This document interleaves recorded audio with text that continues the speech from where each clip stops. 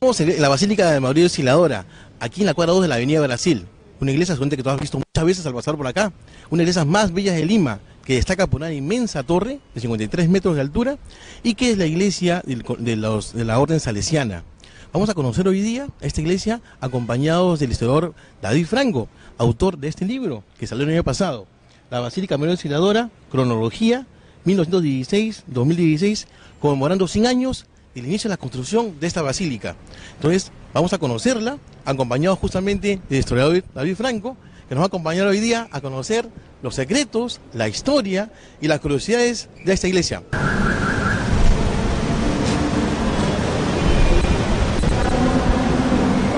David, ¿qué tal? Cuéntanos de la construcción, por favor. El templo fue construido como homenaje nacional por el centenario de la independencia. De hecho, fue el principal monumento católico que se hizo en esa fecha tan especial. Y bueno, arquitectónicamente la Basílica de María Auxiliadora es un hito importantísimo en la arquitectura religiosa de Lima, pues podría decirse rompe una tradición en fachadas de iglesias que venía de la época virreinal, claro, que se caracterizaba por la presencia de una portada retablo escoltada por dos torres. Claro. Ese modelo, que había estado vigente desde el siglo XVI hasta el siglo XX, va a ser de alguna manera superado por esta nueva propuesta, que contaba con una gran sola torre central, que además tuvo una gran altura. De hecho, la torre de 56 metros fue la más alta de Lima durante varias décadas, ¿no? Y a partir de esta propuesta, otros templos de Lima comienzan a imitar este modelo. Entonces podría decirse que con la Basílica de María Auxiliadora comienza una etapa nueva en la arquitectura religiosa de nuestra ciudad. Interesante, justamente entonces marcó un hito en la historia de las construcciones religiosas en la ciudad de Lima, porque rompió todos los esquemas, justamente. ¿Quiénes son los propulsores de esta construcción, aparte de la Orden Salesiana? Bueno, podríamos mencionar a dos grandes personajes que son de alguna forma los responsables de que este templo se construyera. En primer lugar tenemos al propulsor, que es el padre Carlos Pane, quien fue el que hacia 1916 impulsó una serie de donaciones que permitieron que este templo se construyera. Y el segundo gran personaje es su arquitecto, también otro sacerdote salesiano, el padre Ernesto Vespignani, claro, quien era italiano pero residía en Buenos Aires, y desde allá viajó a Lima para diseñar los planos del templo.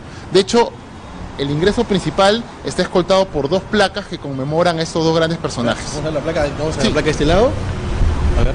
Acá tenemos justamente al padre Vespignani, arquitecto del templo, que ha sido esculpido en ese relieve.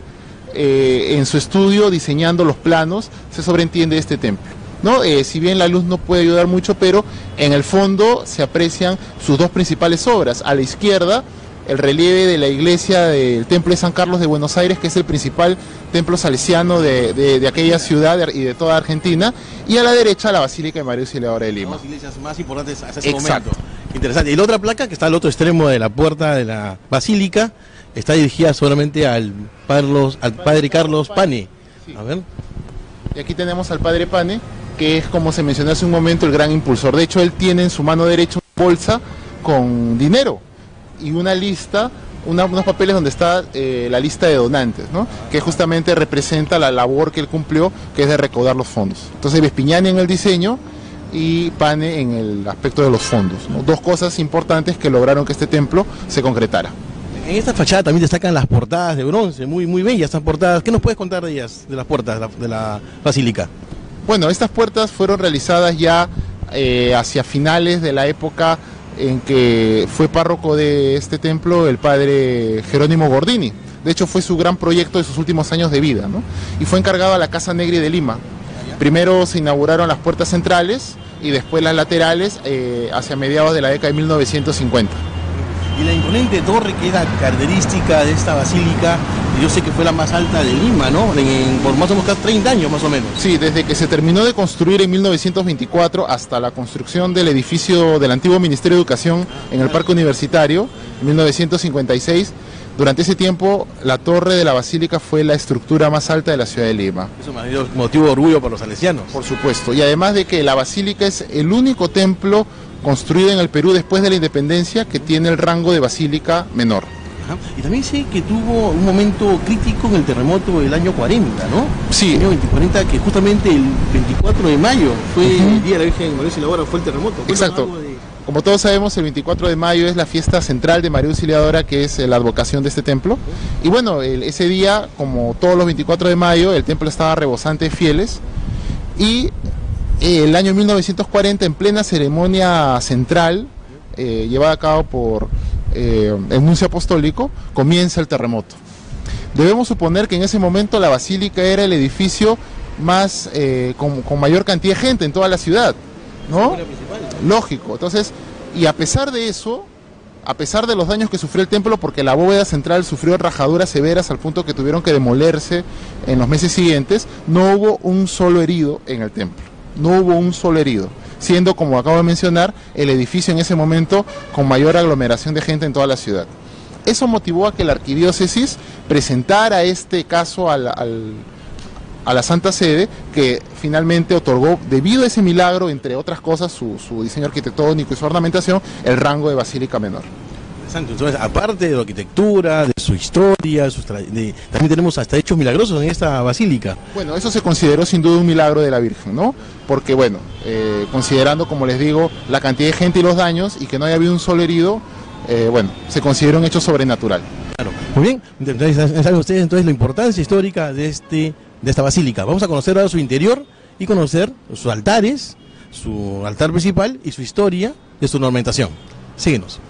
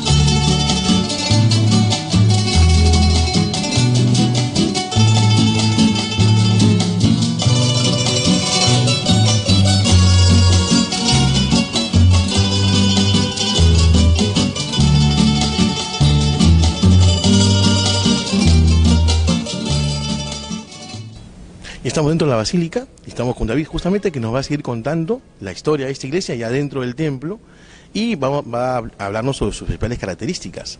David, más o menos, explícanos la arquitectura de esta imponente basílica.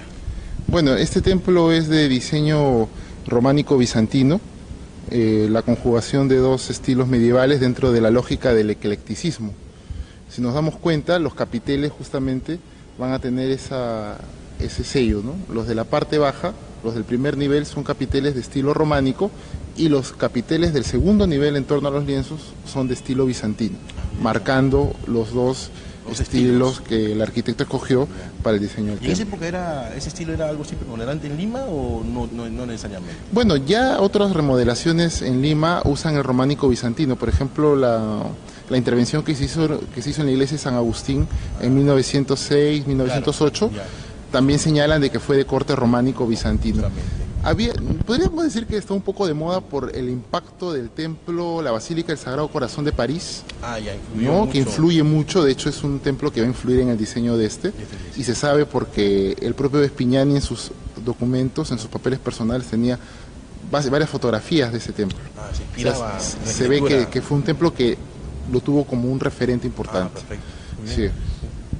¿Qué más? Tenemos aquí después las pinturas, ¿no? Sí, bueno, el templo contó con la participación de diversos artistas, muchos de ellos europeos. Durante mucho tiempo se quiso que este templo fuera ornamentado únicamente por las principales casas de arte religioso de Europa. Entonces se van a contratar, por ejemplo, a artistas como Giuseppe Cassioli, que era un pintor renombrado de Florencia. Es un artista tan importante que él es el que realiza el diseño escultórico de las medallas de los Juegos Olímpicos, que se repartieron durante, bueno, que se utilizaron, mejor dicho, durante todo el siglo XX. ¿El diseño de las medallas? La parte posterior hay una victoria, Claro. una victoria alada. Ese diseño, ese relieve fue hecho por Giuseppe El Cassioli. mismo que ha hecho las pinturas. Los lienzos que tenemos aquí, ¿no? Que justamente representan los misterios del Rosario, ¿no? En cada lado, ahí más o menos estamos hablando de 6 cuadros. Estamos hablando de 7 lienzos por cada lado, 7 lienzos por cada lado, y aparte hay 4 lienzos más de Cassioli que están en la parte del presbiterio, que son de la historia de la devoción a María Auxiliadora, que ya los veremos después. Es como hemos hablado al inicio, este es el tercer templo de María Auxiliadora, ¿no? Sí, los salesianos inicialmente construyeron una capilla que ya evidentemente desapareció, fue demolida, y que sirvió, digamos, para el inicio de la propagación de la devoción a María Auxiliadora hasta la construcción de este templo, ¿no? Ese primer templo fue construido cuando los salesianos recién llegan acá a Breña. Sí. O sea, 1900 más o menos. Los salesianos llegan aquí en 1897 y en el año 1900 construyen ese primer templo. ¿Le pasa el segundo templo que construyó en qué época más o menos? El segundo templo comienza a construirse en 1906. Lo que pasa es que ya los salesianos desde un primer momento sabían que ese primer templo era, digamos, muy limitado para la capacidad que ellos pensaban tener. Entonces proyectan un templo de mayores dimensiones, mayor alcance, pero queda trunco ese segundo proyecto. Solamente se llegan a construir las columnas y los cimientos de las paredes más o menos hasta la altura de 1 metro. Nada más. Nada más, Casi nada no se- más. no se cumplió. No. En parte porque era un templo que interrumpía el antiguo camino de la Magdalena, que ya desapareció, que es lo que hoy día es Girón Breña, Claro. y conecta con la calle Coronel Tafur, que termina en la avenida Garzón. Es una prolongación, una calle. Exacto, ese era el antiguo camino a la Magdalena, que incluso es previo al diseño de la avenida Brasil. Mucho más antiguo. Entonces era un camino que utilizaban muchos los arrieros, y cuando se enteraron que los salesianos iban a cerrar ese camino con el templo, entonces hubieron muchos reclamos por parte del municipio, o mejor dicho al municipio, que hicieron que el proyecto se Eso paralizara. contribuyó a que el templo se quede. Ajá. Y el proyecto estuvo paralizado 10 años, Hasta que- hasta que se comienza este tercer templo. ¿Y queda algún recuerdo de, de ese primer templo, o el segundo templo? ¿Queda algo? En ese- Fotografías solamente, Nada más, fotografías, nada más. solamente fotografías. Del primer templo, de hecho el primer templo sobrevive mucho más tiempo. Cuando se construye ya la basílica, lo que era el primer templo se convierte en salón de actos del colegio. Y el altar mayor lo cubren con una especie de escenario para que sirva como teatrín. Interesante. Pasó Va- de ser iglesia a un- varias- con muchas Sí, funciones. salón de actos, teatrín del colegio, hasta se ve que se hacían almuerzos institucionales, ¿no? Ya al final, hacia los años 70, 80, va a terminar como taller del Politécnico, Politécnico. hasta que fue demolido ya a inicios del presente siglo. Bien, y entonces, y llegamos al momento de que se inicia la construcción de esta basílica en 1916. 16. Justamente. De hecho, 105 años. sí, el año pasado se conmemoró justo el centenario del inicio de la construcción de la basílica, ¿no? Los salesianos tenían muchos reparos en cómo llevar adelante este proyecto, porque ya el proyecto de 1906 había quedado trunco, como que en cierto modo habían generado muchas expectativas y no se habían logrado concretar. Claro. Entonces ellos decían, tenemos este inconveniente de ya haber iniciado un proyecto, quedó a medias, y volver a iniciar otro, Claro. ¿no? Pero afortunadamente el impulso se logró tener. El padre Carlos Pane fue el gran impulsor, Profesor, ¿no? exacto, y bueno, se pudo iniciar. Entrando acá a la basílica, entrando justo a la mano izquierda, encontramos la imagen de María Auxiliadora, que es la que sale en la procesión Cada 24 de mayo. 24 de mayo, que es muy concurrida por los salesianos, por la gente que vive acá en Breña, muchísima gente que viene a la procesión. Pero esa imagen también tiene una historia, ¿no? Justamente. Sí, esta imagen es de madera, policromada, fue hecha en los talleres salesianos de Sarriá en Barcelona, exacto, y llegó al Perú en 1921 para hacer la imagen del altar mayor. Esta fue la primera imagen que, digamos, presidió el templo. De hecho, cuando fue la ceremonia de inauguración de la basílica, con la presencia del presidente Leguía y diversas autoridades civiles y religiosas, esta era la imagen principal del templo. Estaba presidiendo el altar mayor. entonces es testigo inicial de la inauguración del templo. Exacto. 29 de julio del 21, ¿no? Sí, bueno, el día central de la fiesta era el 28, el 29 se bendijo y el 30 se inauguró. Inauguró el templo, Ajá. justamente. Entonces, el templo justamente tiene una relación directa con el centenario de su independencia del Perú. Muy bien, sigamos poniendo la iglesia.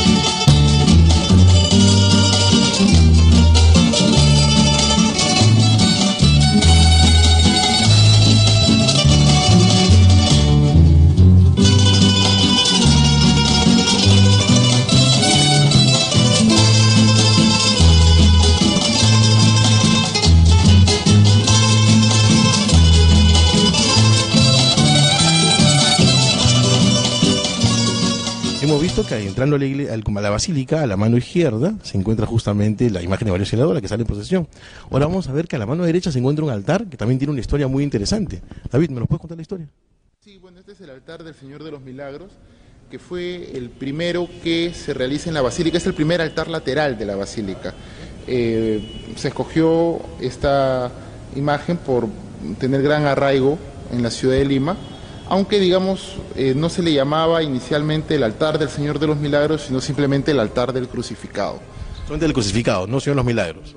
¿Por qué motivo más o menos? Bueno, probablemente porque se creía que Señor de los Milagros era un título muy popular, quizás, ¿no? Y bueno, se escogieron simplemente llamarlo el crucificado. Ya años después se ya adoptó, digamos, el título que es común, ¿no? A esta imagen típica de nuestra ciudad. Recordemos pues que cuando se construye esta basílica en este lugar, al inicio esta era una zona fuera de Lima, ¿no? Justamente, ¿no? Y después se convirtió en unas zonas más, se puede decir, céntricas y elitistas de la ciudad, porque estaba muy cerca del Paseo Colón, que se inauguró en 1908, y que fue la residencia de las familias más adineradas de Lima, que fueron las que comenzaron a venir a esta iglesia, justamente, ¿no?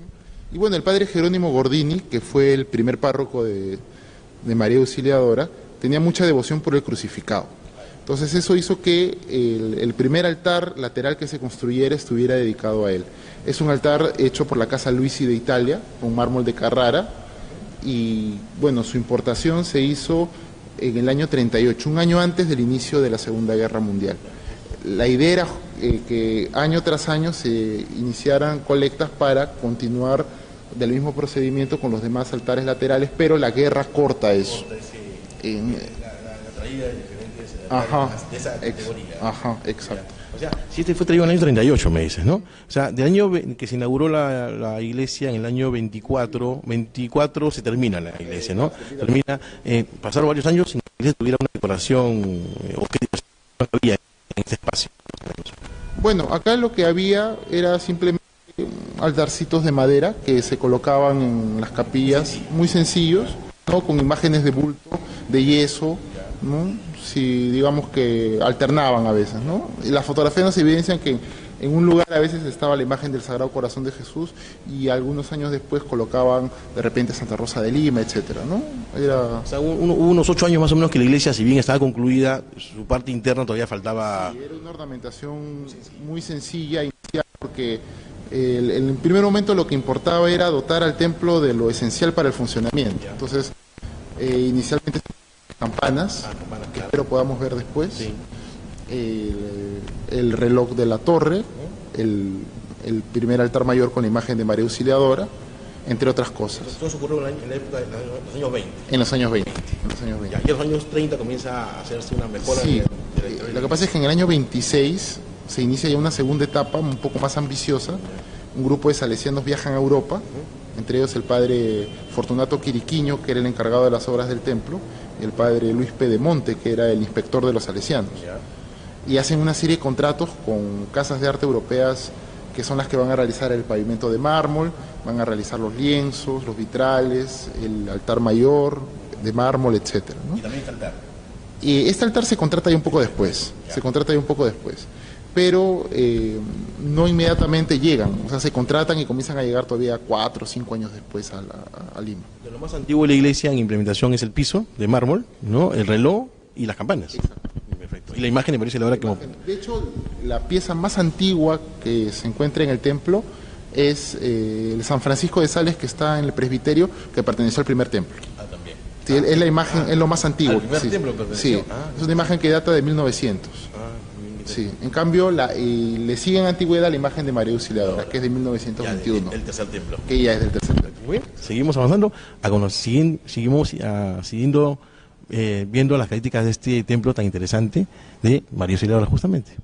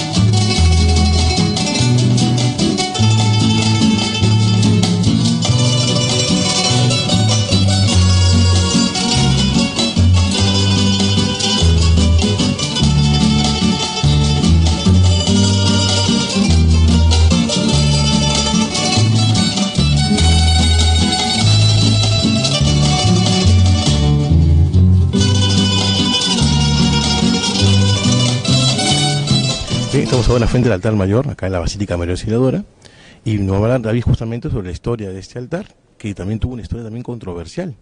Vamos a ver, ¿este es el segundo altar, tercero? El segundo altar mayor del templo. El primero fue estuvo adosado un retablo de madera, que fue con el que se inauguró el templo, en 1921, el primero. Estuvo pegado prácticamente al ábside de la basílica. Pero el diseño del arquitecto no incluía un retablo, sino un baldaquino. De hecho, cuando ya después bajemos a la cripta, vamos a ver de que en la parte inferior hay un templete diseñado para soportar el peso del baldaquino que iba a venir acá. Entonces ya en el año 34 importan de Italia este baldaquino que, sin duda iba acorde al proyecto original del arquitecto, ¿no? El segundo altar mayor es justamente ese, está presidido por una imagen de María Auxiliadora que se hizo muy similar a la del lienzo que se encuentra en la Basílica de Turín. O sea, esta imagen, esta escultura recrea la imagen principal en lienzo que está en la Basílica de María Auxiliadora de Turín. El problema, digamos, fue un poco que cuando llegó esta nueva imagen, la feligresía ya se había acostumbrado a la anterior. Ajá, a la que vimos, sí, a la que, sale en procesión. Exacto, a la que hoy sale en procesión, pero en ese momento era la imagen principal. Entonces a muchos no les gustó. Reclamaban incluso de que la otra permaneciera en el lugar como imagen principal. Entonces, un poco para contentar a la feligresía, los salesianos optan por que la imagen anterior salga en procesión. Entonces, a partir del año 37, que es cuando ya llega esta imagen, la antigua imagen principal comienza a salir cada 24 de mayo en procesión. Eso calmó un poco, quizás, en la Claro, política. y en cierto modo podría decirse de que es la imagen que en la actualidad, digamos, genera un poco de mayor devoción, podría decirse, ¿no? Sí. Sí, bueno. bueno. Pasa en Los Milagros, ¿no? Algo así como se encuentra la imagen original pintada en la iglesia, pero la que más devoción genera es la que sale en procesión. Ajá, Exacto, algo así. Sí.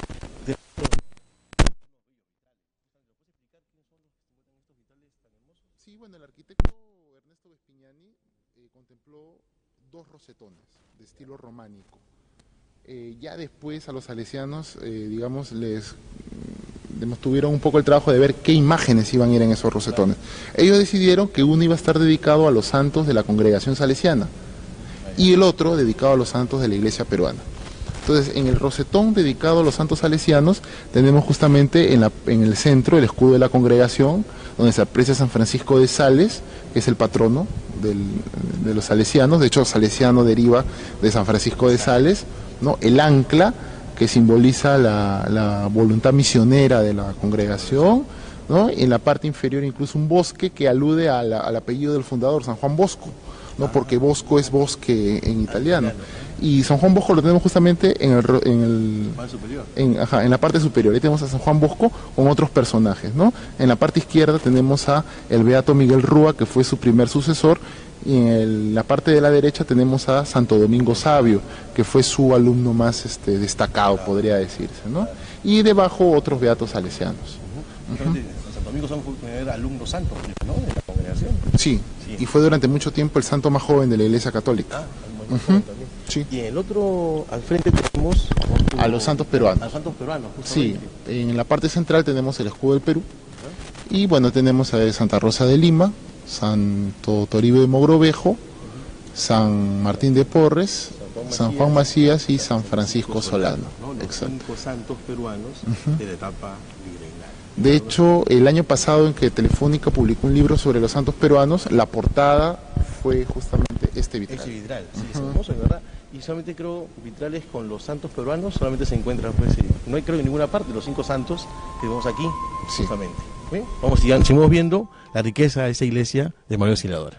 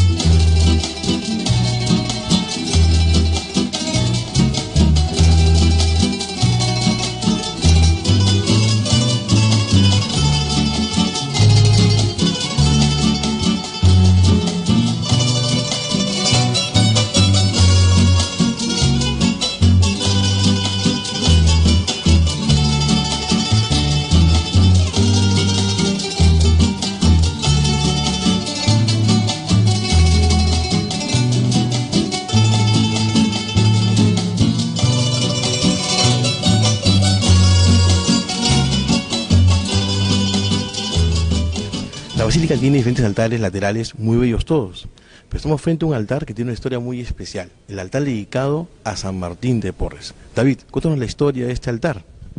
Bueno, originalmente aquí se encontraba el altar a Don Bosco, que se inauguró en el año 31 a raíz de su beatificación. Sin embargo, en el año 62, el Papa Juan XXIII proclama santo a San Martín de Porres y los salesianos ven conveniente hacerle un altar aquí en la basílica. Entonces deciden otorgarle este espacio debido a que ya se había decidido hacerle a Don Bosco un altar de mármol en una de las capillas absidiales. Entonces se encarga el diseño del altar a un sacerdote salesiano, el padre Jorge Mauqui, que recientemente había realizado estudios de arte en la Universidad Católica. Entonces el padre Mauqui tenía el reto, en el año 67, de realizar este altar con, digamos, la misión de respetar la uniformidad de los altares laterales previos, que tenían un diseño muy tradicional, que incluía el tabernáculo para la colocación de las hostias, porque antes del concilio en los altares laterales se hacía misas, e inclusive simultáneas. Pero después del concilio se decreta de que ya no, de que ahora las misas se hacían solamente en el altar mayor. Entonces Mauqui tenía el reto de seguir el estilo de los altares previos, pero a su vez incorporar la disposición conciliar. Entonces, ¿cómo hacer? Entonces Mauqui lo que hace es seguir la pauta de, digamos, un marco de mármol para la imagen, el tablero con las columnas, ¿no? Claro, con un diseño mucho más estilizado, pero en la zona donde en los anteriores altares se encontraba el tabernáculo, Mauki diseña un crismón en mosaico, de un trazo muy moderno, ¿no? Las normas de los demás altares, pero cumplía las normas religiosas, ¿no? Exacto, exacto. Y además, en donde se ve hoy día ese pequeño forado, había una cruz de bronce, también de un trazo muy moderno para su época, que hoy día está retirado porque está en proceso de restauración, porque este año este altar cumple 50 años. Entonces, este altar es, aparte de un logro artístico muy importante, porque tiene el mérito de conciliar ambas cosas muy bien, ¿no? Es un signo del espíritu de modernidad del concilio, ¿no? Porque, para empezar, es un símbolo de la época, ¿no? Un santo peruano, que además era afroperuano, ¿no? Y que, bueno, traía consigo pues toda una esperanza de renovación en la iglesia, producto del Concilio Vaticano II, ¿no? Y bueno, y reemplaza los símbolos en mármol que, digamos, era iconografía vinculada a cada santo, en este caso con el escudo nacional, que se encuentra en la parte inferior. Interesante, entonces habrá un altar de los más destacados e importantes y con una historia interesante de esta Basílica de María Auxiliadora. Seguimos recorriendo la iglesia y conocemos su historia.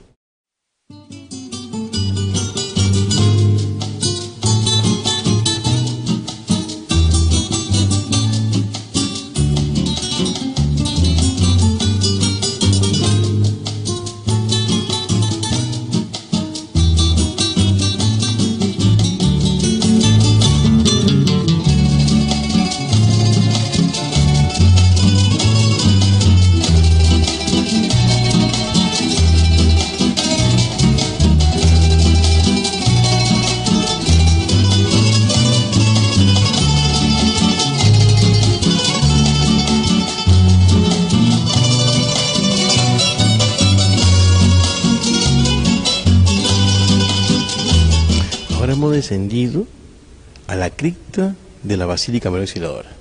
Una cripta en verdad muy interesante porque, bueno, aquí, aunque uno puede pensar lo contrario, aquí no hay cuerpos enterrados, solamente un cuerpo.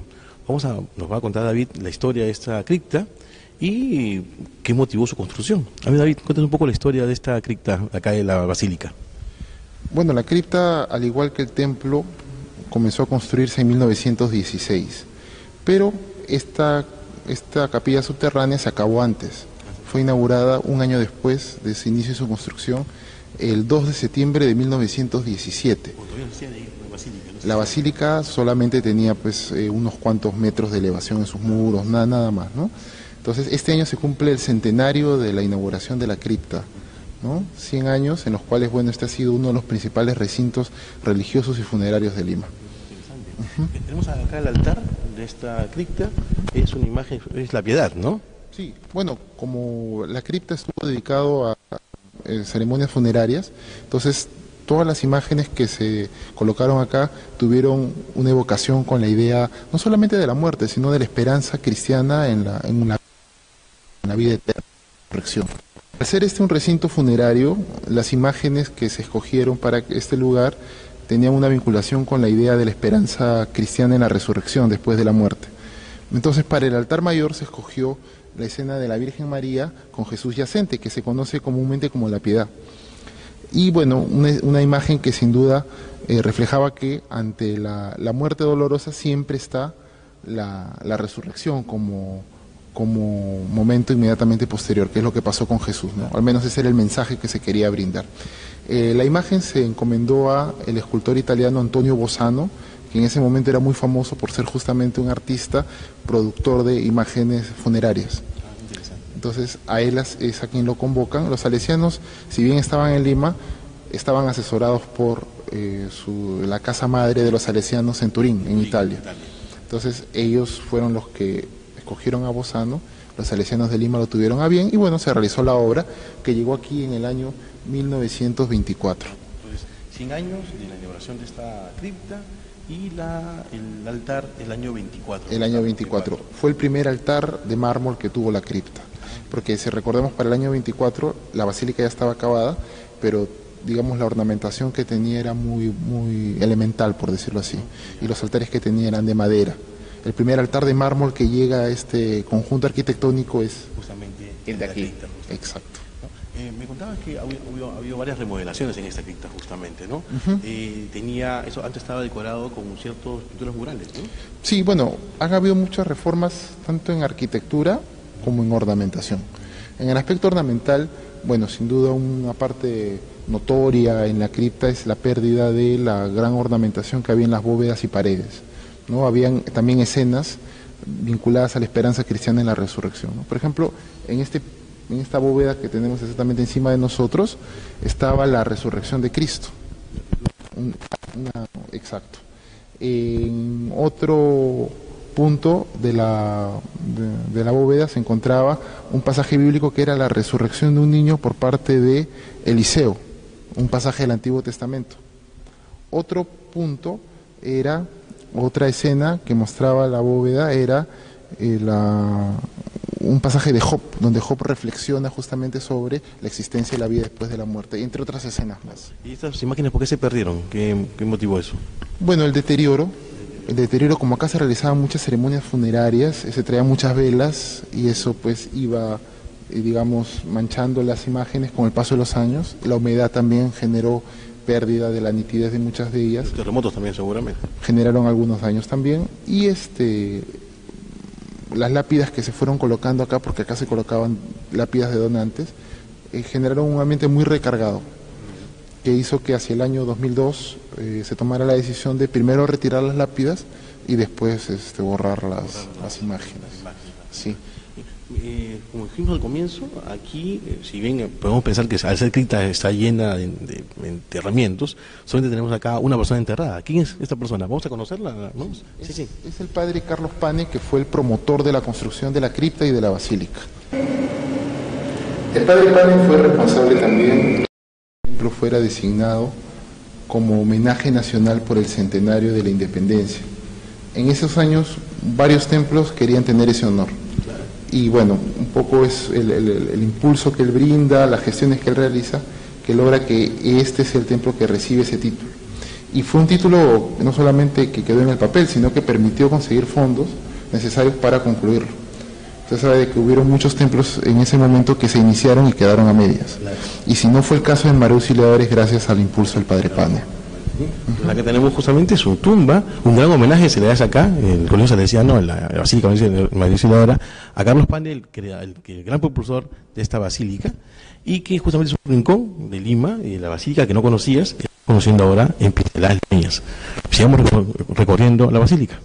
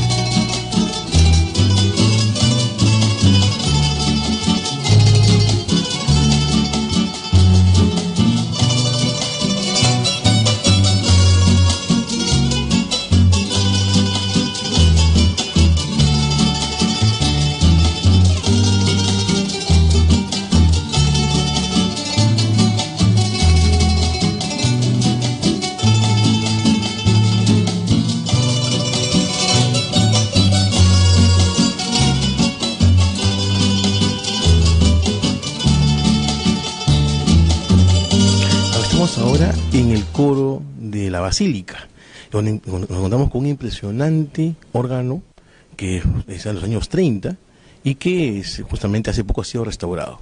¿Qué nos puedes hablar, David, de esa zona donde estamos ahorita? Bueno, aquí en el coro, como bien ha señalado, se encuentra el órgano Tamburini de la Basílica de María Auxiliadora, que fue inaugurado el 15 de marzo de 1934. Una gran ceremonia que bueno, contó con la presencia de distintas personalidades y donde, digamos, el concierto inaugural estuvo a cargo de Pablo Chávez Aguilar, que era famoso músico, de la Catedral de Lima y compositor del himno a Santa Rosa de Lima. Qué interesante. Bueno, David nos ha traído justamente a una persona que se ha encargado de la restauración de este órgano, el señor Alejandro Rodríguez, ya quien nos va ahora a conversar un poco sobre la historia de este órgano, que hace poco ha sido restaurado y hace poco se ha reinaugurado, ¿no? ¿Qué día? El día 15 de diciembre del año pasado. Ya, sí, ¿No? una ceremonia. Claro, una ceremonia de bendición, la clásica ceremonia de inauguración de un órgano, ¿no? De espera restauración, ¿no? La restauración fue bastante larga, casi 5 años, no muy común, creo, una restauración. Lo que sucede es que el órgano se había deteriorado bastante por la presencia de xilófagos, polillas, ¿no? Se estaban devorando la madera, creo que un 40% aproximadamente estaba dañada, ¿no? ¿Cuánto tiempo estuvo el órgano en desuso? O sea, es que no funcionaba. Desde el año 2006. Lo que pasa es que había intervenciones previas, ¿no? Que el órgano lo mantuvo funcionando hasta el 2006.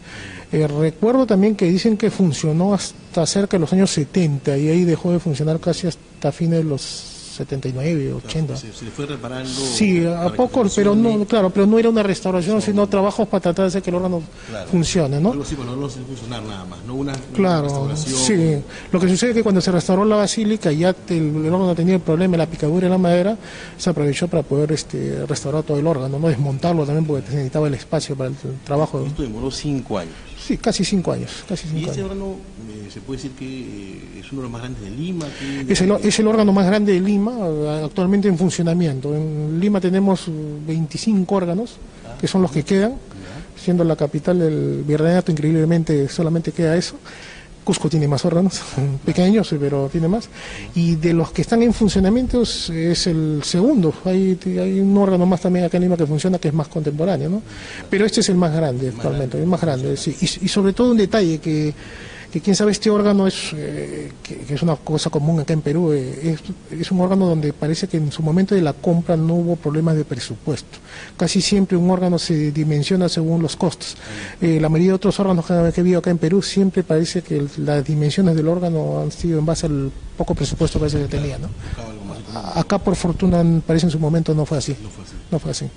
Y también creo que el primer órgano eléctrico. Sí, bueno, el primer órgano eléctrico que llegó a Lima, o sea, en su momento, en el año 33, cuando llegó, era una máquina sonora, digamos, de avanzada, ¿no? Lo mencionan, lo he leído por ahí, lo mencionan como una cosa de tecnología de punta, ¿no? Lo mencionan en esos términos, ¿no? En el mismo contrato, inclusive, de compra del órgano, que hemos tenido una copia que nos han enviado a Italia, menciona ello, ¿no? O sea, que se está enviando un instrumento con la más alta tecnología o algo así, ¿no? En su momento, en los años 33, ¿no? Posteriormente han llegado ya otros órganos de este tipo en los años 50, acá en Perú, ¿no? ¿Hay alguna referencia en los años 30 cuando se inauguró el órgano, el impacto que tuvo en los asistentes acá a la basílica? Bueno, yo he leído comentarios. Me parece que justamente en el libro de él hay algunos comentarios de, ¿cómo se llama? Pequeños artículos donde se menciona, ¿no? Y bueno, de hecho que tenía que ser, porque el órgano tenía algunas características que en ese momento no se conocían en los órganos de acá, ¿no? Posibilidades de combinaciones de sonido, cosas que no eran posibles con los órganos antiguos, ¿no? No se había visto nada similar. Otro detalle también es el mismo hecho de la consola separada, ¿no? Esto no era posible en el órgano mecánico. En el órgano mecánico todo esto tenía que estar prácticamente empotrado en el interior del órgano, ¿no? Hemos visto eso en la iglesia del centro de Lima. Sí, todo es junto. Sí, porque como es mecánico no es posible, o sea, separarlo, ¿no? Entonces este detalle era una cosa propia de este instrumento por ser eléctrico y por ser el primero, ¿no? Era una gran innovación. Era una innovación única en su momento, ¿no? Veo que si bien ya se inauguró y está en funcionamiento, usted está haciendo algunos arreglos para que... Sí, bueno, en realidad lo que sucede es que hay detalles de entonación que a veces se puede decir. La entonación es darle el carácter a cada sonido, muy al margen de la afinación. O sea, la afinación es darle solamente la frecuencia justa a cada nota, ¿no? Pero la entonación significa darle el carácter del sonido. Hay algunas cosas que creo que se pueden mejorar un poco. Sí, hay algunos tubos acá, puede ver. Vamos a ver aquí. Estos son el juego de tubos, digamos, que se llama la tuba, ¿ya? Tuba 8 y la tuba 4, ¿no? Lo que sucede es que estos son los sonidos más fuertes que tiene el órgano. En el pasado tengo yo la impresión, porque por eso lo estoy haciendo, que se intentó modificar o por error se modificó a veces la entonación de los tubos. Entonces resulta que cuando se ha probado, o sea, suena un sector un poco más fuerte que otro. Entonces estoy corrigiéndolo, igualándolo para que el sonido sea mucho más equilibrado, ¿no? Suponemos que sí, porque lastimosamente no tenemos una referencia auditiva, digamos, de lo que fue en su momento, ¿no? Debemos suponer que fue así, ¿no? Un poco especular, digamos, ¿no? Pero por lo menos esa es la intención, ¿no? De lograr un equilibrio sonoro, ¿no? Lo ideal. Claro, que es el último registro. En realidad estos son los últimos que entraron y los que van a entrar también, porque Cada tubo que representa aquí. una nota del teclado. Una nota del Sí, teclado. una nota del teclado, ¿no? Y que un tubo sea más grande que el otro. Ya, claro, porque lo que pasa es que como el sonido acá es hecho por viento, el sonido, la frecuencia del sonido depende de la longitud del tubo. Entonces acá tenemos una progresión, que es el resultado de una fórmula matemática, que determina que cada tubo tenga una afinación determinada según el teclado, ¿no? Entonces, por eso es que se ve una progresión, quién sabe, agradable a la vista, progresiva, de un tubo más pequeño a uno más grande. Muy bien. Entonces, en verdad que orgullo que manejando este órgano bueno, sí, de hecho que sí. histórico prácticamente. De hecho que sí. Ya, y también le agradecemos porque esto sea una persona que esté preocupada en que este órgano se conserve, que esté en funcionamiento y que también esté en su mejor, en las más óptimas condiciones. Sí. Ahora, claro, en la última restauración le hemos hecho algunas modificaciones, tiene un sistema electrónico, en realidad estamos reemplazando una parte eléctrica que no funcionaba bien, porque lo que sucede es que en el año 33, a pesar de ser una tecnología de punta, había bastantes carencias tecnológicas en ese momento. Entonces se ha hecho una actualización de algunas partes y se han insertado algunos sistemas electrónicos, y ello ha permitido tener una consola en la parte de abajo, algo que era imposible hace 30 años, claro, ¿no? Entonces, por medio de la electrónica es posible tocar el órgano desde abajo o tocarlo desde acá, desde cualquiera de los dos puestos. Entonces, desde abajo, desde el punto de vista litúrgico, es mucho más adecuado, claro, ¿no? Está cerca del celebrante, ¿no? Claro. De acá arriba, bueno, se conserva la consola tal y como era por una cuestión histórica, ¿no? De conservar el órgano, por lo menos en apariencia, como era originalmente, ¿no? Muy agradecido por la entrevista y un gusto también conocerlo y saber que este órgano es una joya de la ciudad de Lima que capaz tú no conocías y que ahora conocemos esta joya de Lima, que se encarga de cuidarla, protegerlo y mantenerlo muy bien. Muchas gracias.